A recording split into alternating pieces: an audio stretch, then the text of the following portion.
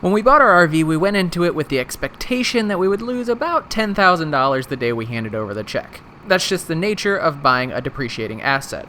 Boats and RVs are particularly bad. But in the back of my mind, I secretly thought that we would be different. Because I planned on doing all the work myself, and because I love hunting for good deals, I figured breaking even was a good conservative estimate.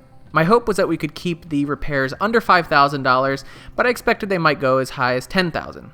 Well, the numbers are in, and it's not the worst case scenario, but we have spent $6,857 on repairs.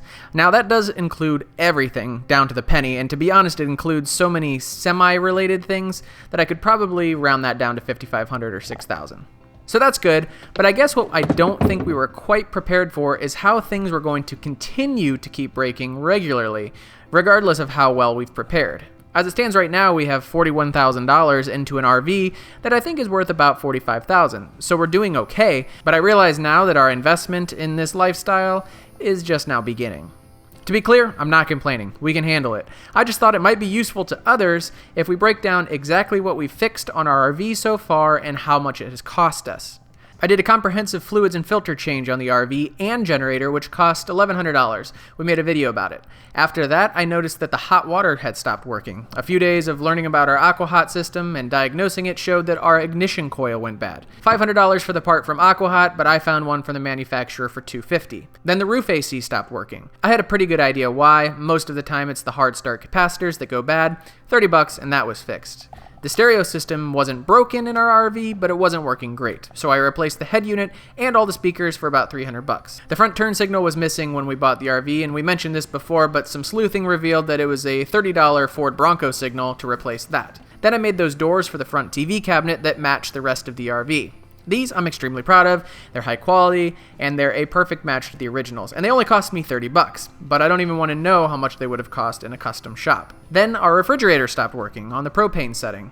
I figured out you need to clean out the carbon out of the burner with an air nozzle every once in a while. Another free fix, but it could have cost a couple $100 at a dealer. And then you know about the floor repair, and that was a huge win, and that could have easily been a $5,000 or $10,000 repair by itself.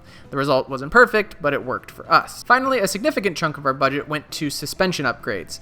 And there was a lot of sway in the steering and a loud clunking noise when we went over bumps, so I did some research and figured out that the suspension bushings had gone bad. Turns out only in the rear. After unsuccessfully attempting this repair myself, I took it to a shop. At the same time, I had them replace all of the shocks because I figured after all of this, it at least better be perfect. So all this suspension work made up about half of our repair expenses, over $3,000.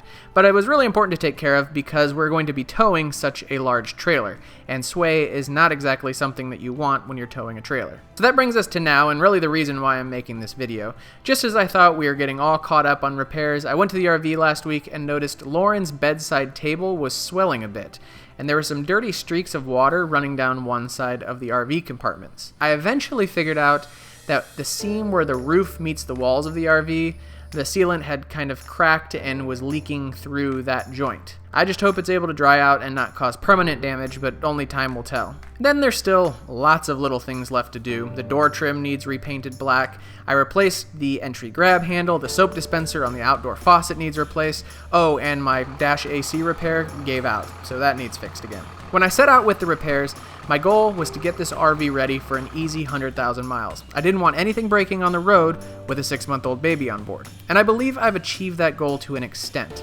Literally everything that might be considered preventative maintenance has been taken care of. But we've definitely sobered up to the fact that our repair bills are just beginning.